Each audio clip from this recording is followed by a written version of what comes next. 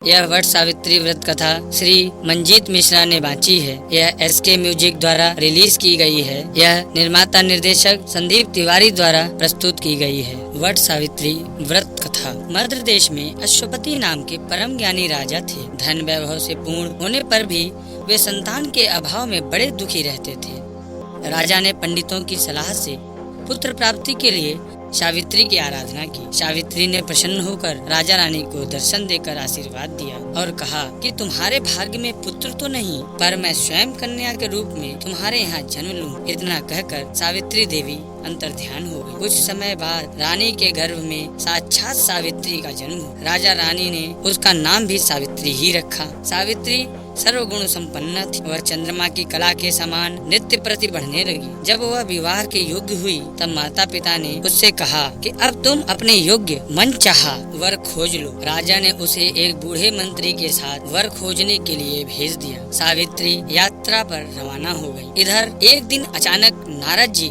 मद्र राज अश्वपति से भेंट करने के लिए आए। तभी सावित्री भी अपने लिए वर पसंद करके लौट आई। उसने आदर पूर्वक नारद जी को प्रणाम किया। नारद जी ने उसे विवाह योग्य देखकर राजा अश्वपति से पूछा कि आपने इसके योग्य वर खोजा है या नहीं। राजा ने बताया कि मैंने सावित्री को वर खोजने के लिए भेज दिया था। वह अभी लौट कर आई है और अब वही बताएगी कि उसने अपने पति रूप में किसे पसंद किया है। राजा की बात सुनकर नारद जी ने सावित्री से पूछा कि तुमने किस वर के साथ विवाह करने का निश्चय किया है। सावित्री ने परम विनम्र होकर हाथ जोड़कर निवेदन किया कि महाराज, राजा द्विमतसेन का राज्य रुक्मणी ने छीन लिया है और वे अंधे होकर रानी के साथ वन में रहते हैं। उनके एकमात्र पुत्र सत्यवान को ही मैंने अपना पति बनाने का निश्चय किया है। सावित्री के ऐसा कहने पर नारद जी ने राजा अश्वपति से कहा कि आपकी कन्या ने वर खोजने में निसंदेह भारी परिश्रम किया है। सत्यवान गुणवान और धर्मात्मा है। वह रूपवान और समस्त शास्त्रों का ज्ञाता है। वह अपने माता पिता के समान सदा सत्य बोलने वाला है। इसी कारण उसका नाम सत्यवान हुआ। जिस प्रकार समुद्र रत्नों की राशि है, उसी भांति सत्यवान सभी सद्गुणों का भंडार है। वह सब प्रकार से सावित्री के योग्य है। वह सब बातों में सावित्री के साथ क्षमता रखता है। इतना कुछ होते हुए भी उसमें एक भारी दोष है जिसके सामने ये सभी गुण फीके पड़ जाते। वह अल्प आयु है और 1 वर्ष की समाप्ति पर उसकी मृत्यु हो जाएगी। यह वट सावित्री व्रत कथा श्री मंजीत मिश्रा ने बांची है। यह SK म्यूजिक द्वारा रिलीज की गई है। यह निर्माता निर्देशक संदीप तिवारी द्वारा प्रस्तुत की गई है। नारद जी के मुख से यह वचन सुनकर राजा अश्वपति का चेहरा उदास हो गया और उनके मधुर स्वप्न नष्ट हो गए। नारद जी के वचन कभी मिथ्या नहीं हो सकते। ऐसा विचार कर उन्होंने सावित्री को समझाया कि ऐसे छिड़ायु व्यक्ति के साथ विवाह करना कल्याणकारक नहीं है, इसलिए कोई अन्य वर पसंद कर लो। पिता की बात सुनकर सावित्री ने कहा कि अब मैं शारीरिक संबंध के लिए तो कभी मन में भी किसी अन्य पति के खोजने का विचार नहीं कर सकती।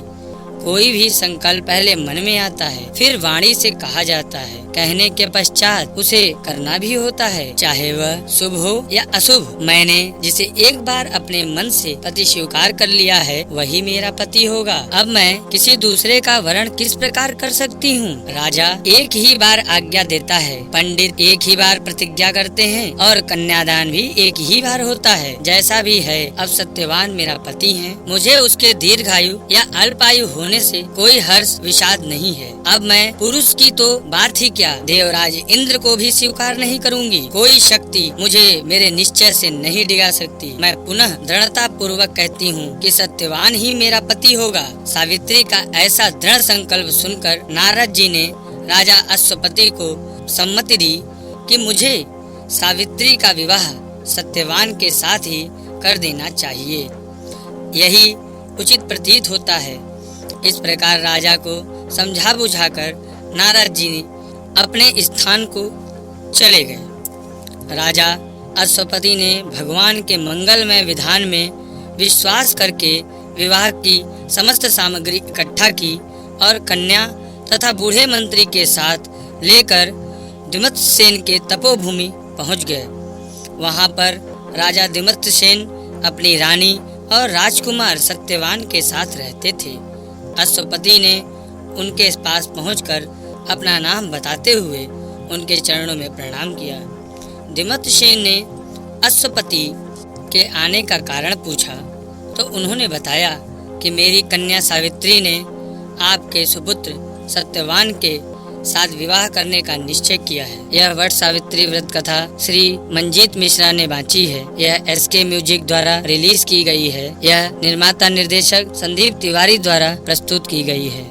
मैं भी इससे सहमत होकर विवाह की तमाम सामग्री लेकर आपकी सेवा में उपस्थित हुआ हूँ। राजा की बात सुनकर दिमत्त सेन उदास हो गए और उन्होंने कहा कि अब आप में और मुझ में कैसी समता। आप राज्यासीन राजा और मैं राज्य भ्रष्ट रंग। इस पर भी हम दोनों अंधे हैं, निर्धन हैं और वन में रहते हैं। आपकी कन्या ने वन के भारी कष्टों को न जानकर ही ऐसा विचार किया है। महाराजा अश्वपति ने कहा कि सावित्री ने इन सब बातों पर भली प्रकार विचार कर लिया है। वह कहती है कि जहाँ मेरे सास ससुर और पतिदेव निवास करते हैं वहीं मेरे लिए वैकुंठ है। सावित्री के ऐसे दृढ़ निश्चय को सुनकर दिमत्त सेन ने विवाह की स्वीकृति दे दी। शास्त्र सम्मत रीति से सावित्री का विवाह सत्यवान के साथ करके राजा अश्वपति तो अपनी राजधानी को लौट गए और उधर सावित्री मन चाहे पति सत्यवान को पाकर सुख पूर्वक वन में रहने लगी। यह वट सावित्री व्रत कथा श्री मंजीत मिश्रा ने बांची है। यह एसके म्यूजिक द्वारा रिलीज की गई है। यह निर्माता निर्देशक संदीप तिवारी द्वारा प्रस्तुत की गई है। नारद जी के वचन हर समय सावित्री के कानों में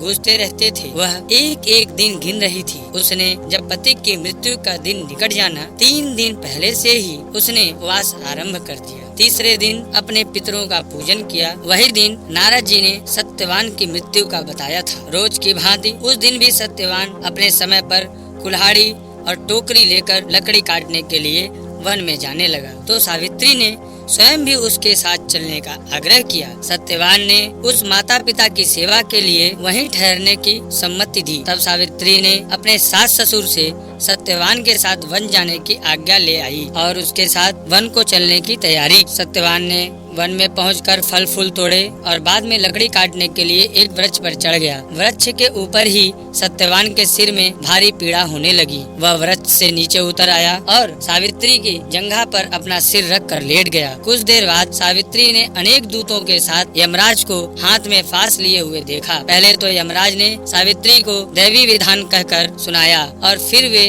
सत्यवान के अंगुष्ठ मात्र जीव को लेकर दक्षिण दिशा की ओर चले गए। सावित्री भी यमराज के पीछे पीछे चलने लगी। जब बहुत दूर तक भी उसने यमराज का पीछा न छोड़ा तो उन्होंने उससे कहा कि हे पतिव्रते, जिस सीमा तक यह मनुष्य दूसरे मनुष्य का साथ दे सकता है वहाँ तक तुमने पति का साथ दिया। अब तुम घर लौट जाओ। सावित्री ने कहा, धर्मराज, जहाँ मेरा पति जा रहा है वहीं मुझे भी जाना है। यही संतान धर्म है। पतिव्रत के प्रभाव और आपकी कृपा से कोई भी मेरी गति नहीं रोक सकता। सावित्री के ऐसे धर्मपूर्ण वचन सुनकर यमराज ने प्रसन्न होकर उसको एक वर मांगने के लिए कहा। सावित्री बोली कि मेरे सास ससुर वन में रहते हैं और अंधे हैं। मैं आपसे यही मांगती हूँ कि उन्हें दिखाई देने लगे। यमराज ने कहा, ऐसा ही हो। उसे पुनः लौट जाने की सलाह दी।